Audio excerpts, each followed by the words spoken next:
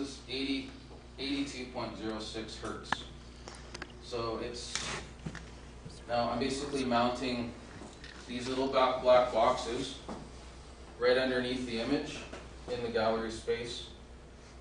And so you'll actually hear, when this, coming from the vicinity of this piece, you'll hear 82 hertz. And then I'm using, initially I'd asked them about the infrared sensors, and we tried those, but he also suggested that we try sonar sensors, that he thought that they might work better. So we tried those, and indeed they did actually. So we scrapped the idea of the infrared, and we decided to use the sonar. And so here we are today, literally on Thursday night. I am very, very pleased, I have to tell you, to say that we've completed 12 of these. They're completely working. It's been almost 6 months of development through the whole prototyping stage. Hand making these, we hand etched all the circuit boards, we drilled them all, we hand populated them, we soldered them all. It was an enormous amount of work, and I couldn't have done it without Scott, and I'm going to have to thank him for the probably the millionth time again now, but I've just been hugging him lots lately. Thank you for helping me. But here, I guess I'm kind of jumping ahead. I'll play a little bit of, this piece is called On the Other Side.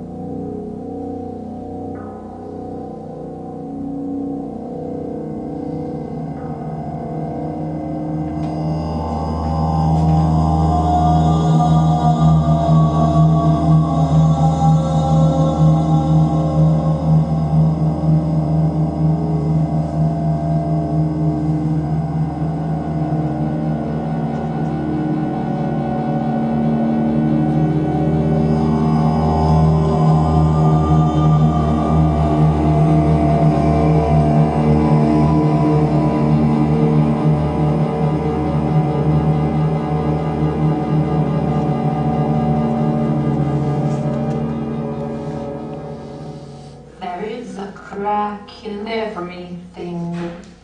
That's how the light gets in.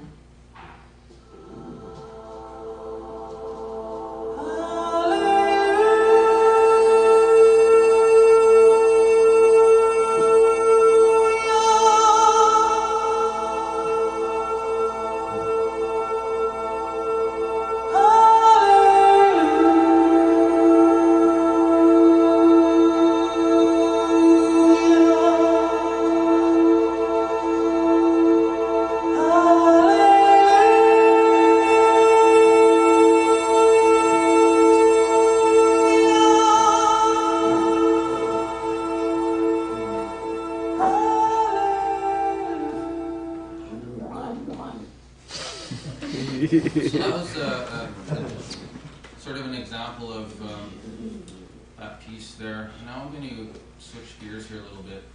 and take you into Banff.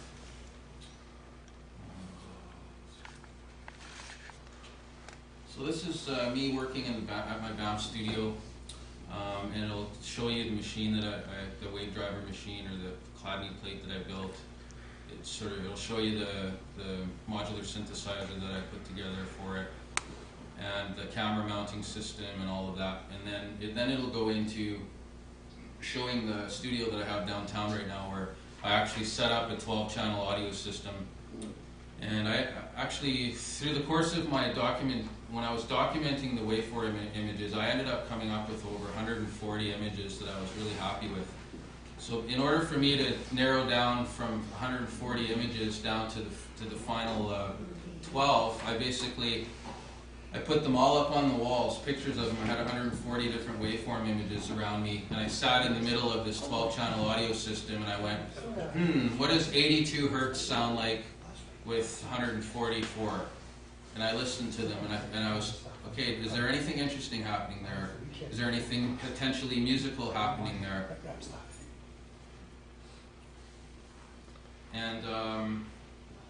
And if there was, I would mark that, and slowly I basically whittled my way down to the 12 frequencies that made it into the installation.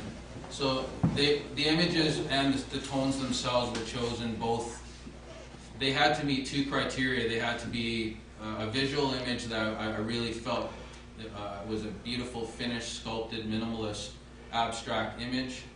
But it also had to work, the tone of that also had to work in the sense of the musical composition. So it took me about a month of listening, and I mean, what a problem to have, hey? Like, I'm sitting inside of this 12-channel audio system, and I'm narrowing down. Like, it was actually a really beautiful experience for me, like, to actually go into and really go into this arena of deep listening, and really, search. I was an explorer, essentially. Like, I didn't know what it was going to be, and it was very exciting. And nice at the end of it all that I managed to put together 12 tones that I think really created a beautiful meditative space that sometimes is challenging, because I never really know what, there's a sense of chance in the whole thing. But this is me in Banff working.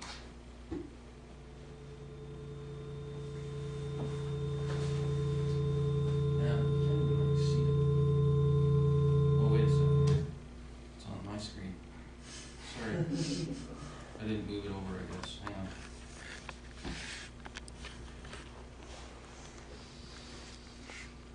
There we go. Let's try this now. No, that doesn't work either.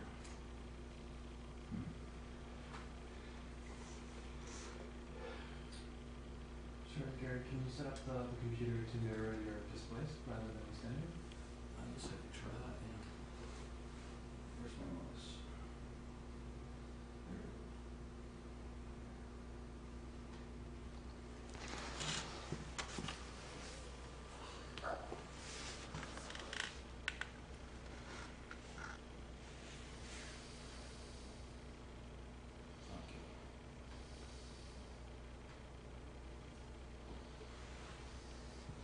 It's stretching it, but this is cool.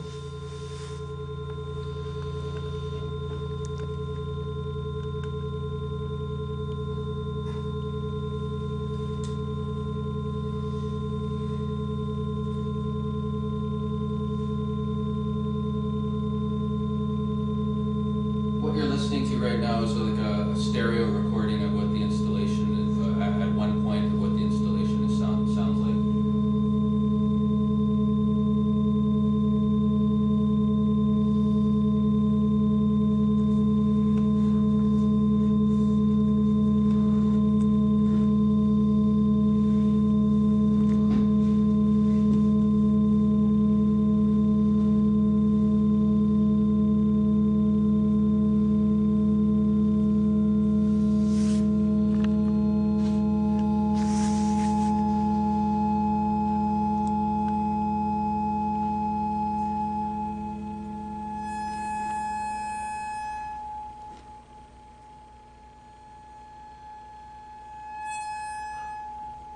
That's really striking.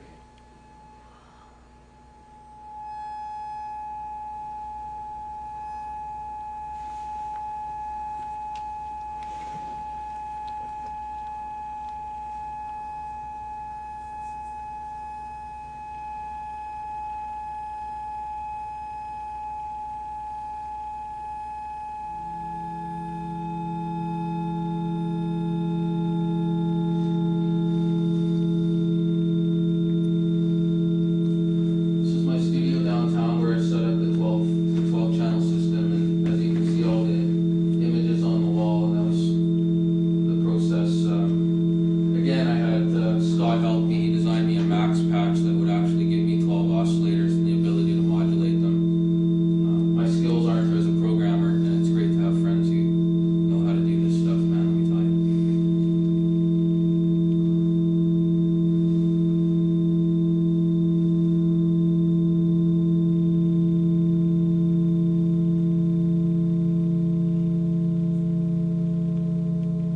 So the finished pieces would be like the one on the back wall there, one of my favorites, 82 hertz. And they're mounted to aluminum.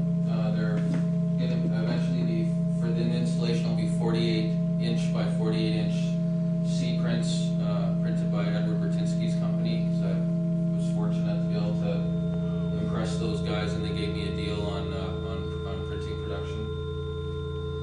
Here we move into working with Scott. That's better, eh? That's much better, yeah.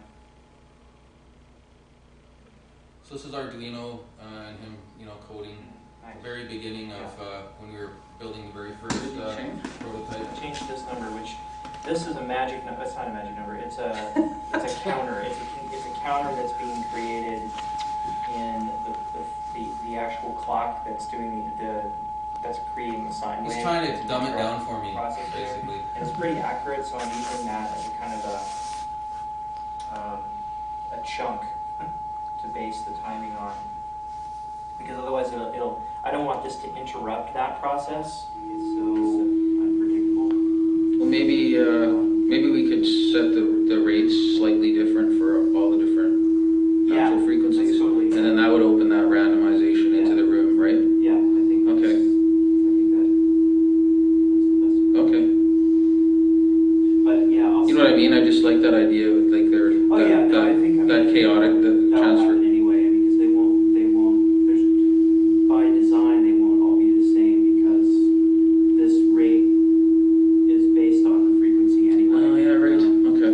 But Gotcha. we can set a little bit softer, and then really soft, Right. kind of thing. So I went back to the idea of working with an opto isolator again, because it's the only way I can figure out how to vary the volume in any significant way that works. So I tried a bunch of different LEDs and photocells, and I found one that kind of works. So what's happening is that one chip is generating the sine wave by changing the duty cycle of the square wave in a particular pattern, and that goes through this filter. So this filter filters out the actual frequency of the square wave, and so that all you have left is that duty cycle change, and that makes it into a sine wave. That's how that works. Then that's going through, basically just going through a photocell, and because that is, and then I'm using an LED, another output on the Arduino with an LED whose brightness, I am able to vary the brightness of that to some extent. It's still not like, it's not a pattern exactly like this. You're going to hear it like loud, and then it's kind of like this a little bit, and back out like that. It's kind of, Okay. yeah. See, we're using that solar sensor.